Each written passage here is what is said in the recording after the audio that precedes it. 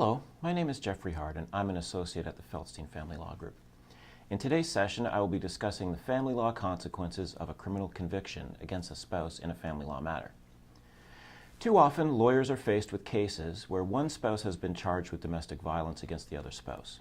For example, where the parties have had an aggressive confrontation, one party may feel threatened and may contact the police for assistance, alleging that there has been domestic violence in the home.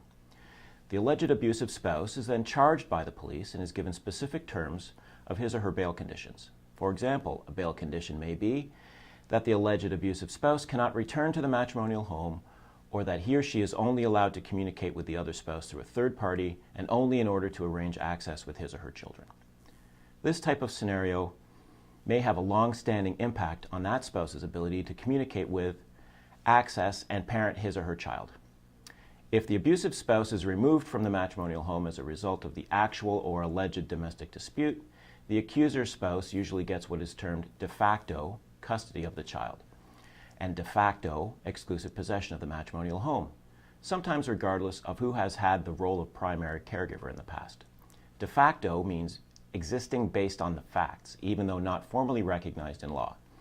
In a case where, for example, the father is removed from the home by police, and there's a restraining order which prohibits him from going to the home or communicating with the mother has de facto custody of the children and de facto exclusive possession of the matrimonial home. The parent who has de facto custody of the children may be at an advantage in seeking and obtaining a final custody order.